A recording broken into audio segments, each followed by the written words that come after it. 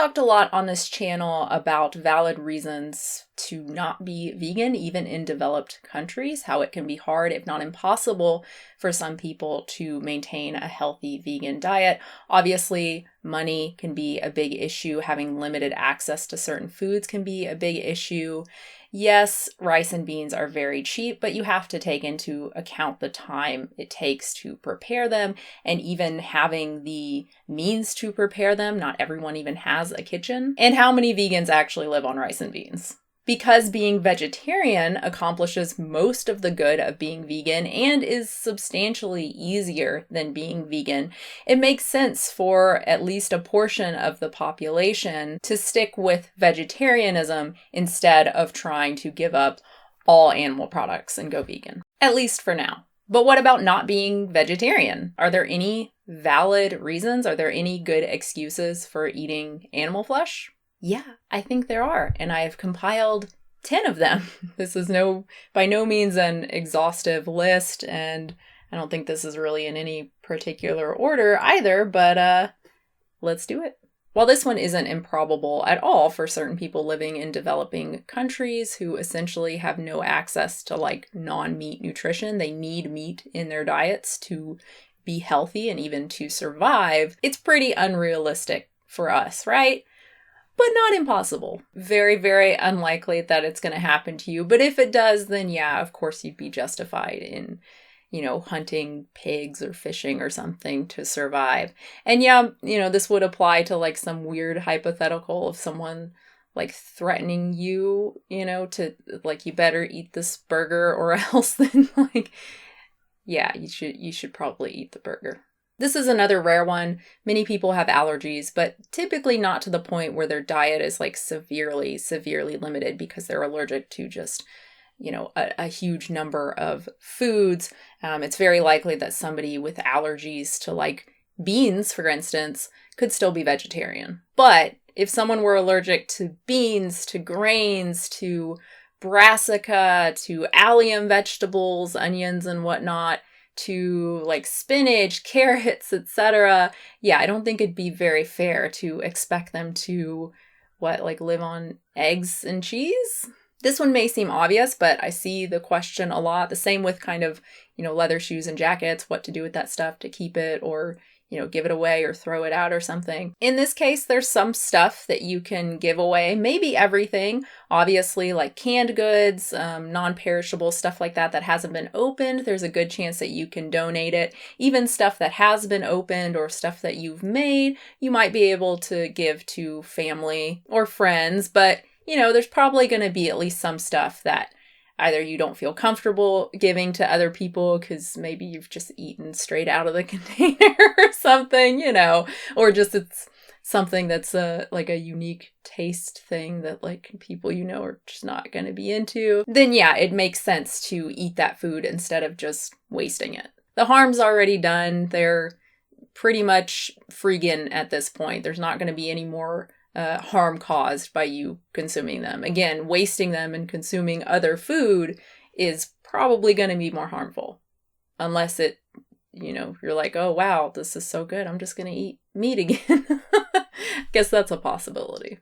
Speaking of freegan, I've talked about freeganism here before. I have a whole video on it. Freegan meat isn't just free meat that someone is giving to you, right? Or someone makes for you that you didn't purchase. That's not freegan. Freegan meat is meat that would otherwise go to waste. So dumpster diving, which don't do that. Don't dumpster dive for meat. That would be freegan, but going to a potluck and eating meat at the potluck, no. When meat and other animal products are truly rescued, so to speak, from waste, from being wasted, then they have zero impact, possibly even some benefit by reducing organic waste in landfills. Freeganism might even beat veganism in terms of individual impact, but obviously veganism is easier to kind of model and extend to the general population. For one thing, freegan sources are limited, so not everyone can do it even if they wanted to.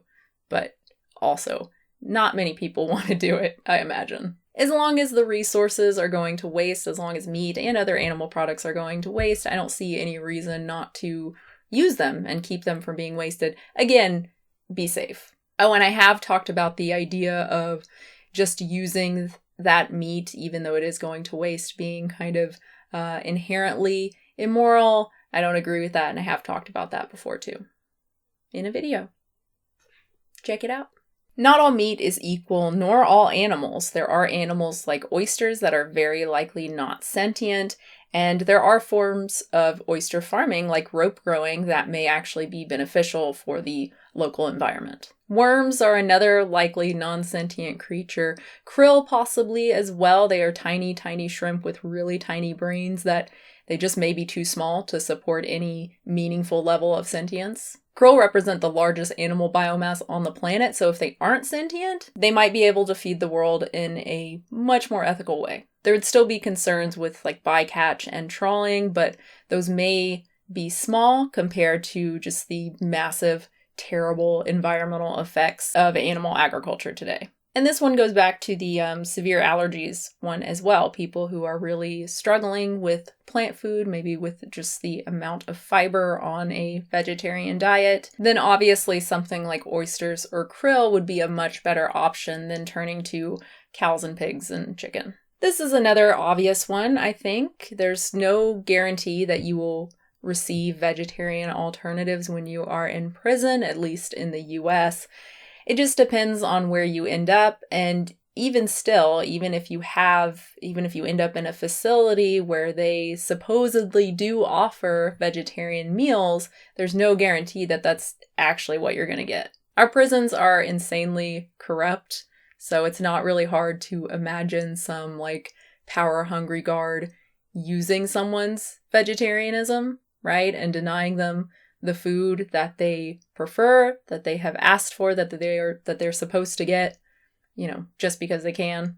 While I'm sure there are people with disabilities who have money, who are rich enough to, hire personal chefs, caretakers, people to cook for them and shop for them, obviously many are not. Many are low income, even homeless, so they're going to be limited in their ability to cook for themselves, to be able to purchase prepared foods. Reliance on food banks, programs like Meals on Wheels, food provided by shelters, nursing homes, assisted living, things like that may mean limited vegetarian options.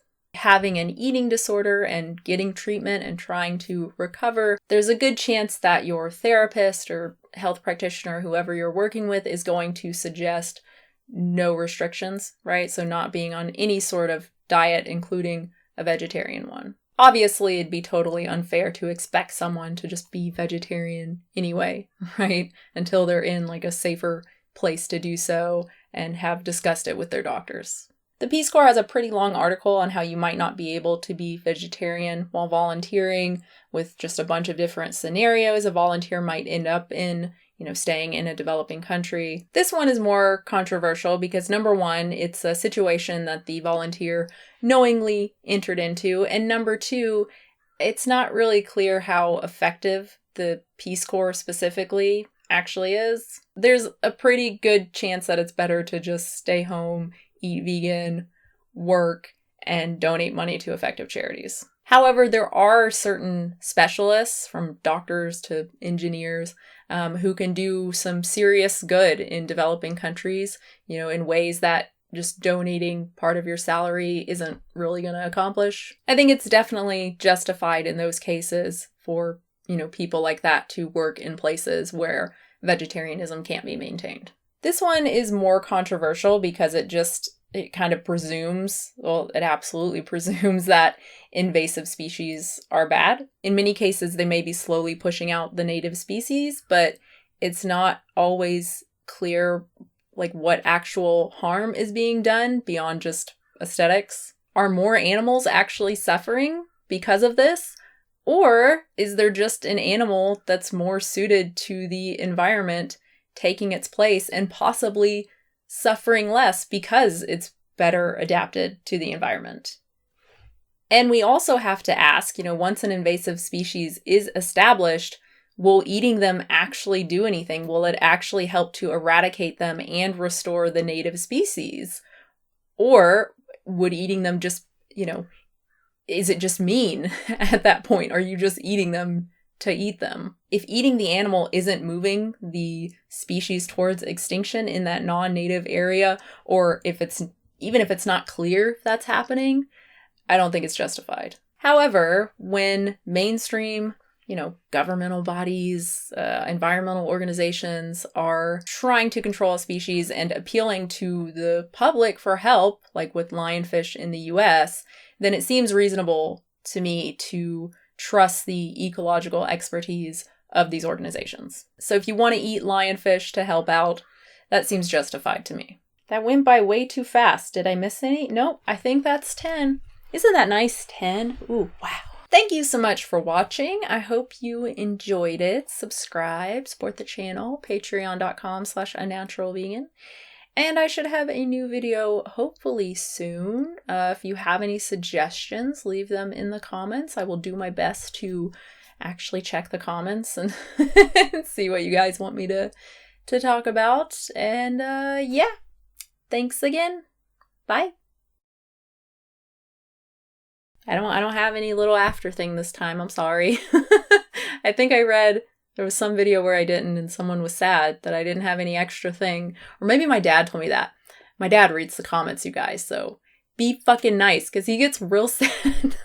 He gets real, not really sad. I think he gets more mad than anything, some of the mean comments. I mean, most are really nice. He always tells me that, which is very sweet. But there are some mean ones. And just remember that, I have a dad. And he's reading those. So, just a heads up. I just realized that, me having a dad probably isn't going to matter to someone who's just truly being hateful. So I'm not sure what the point of that was, but love you, Dad.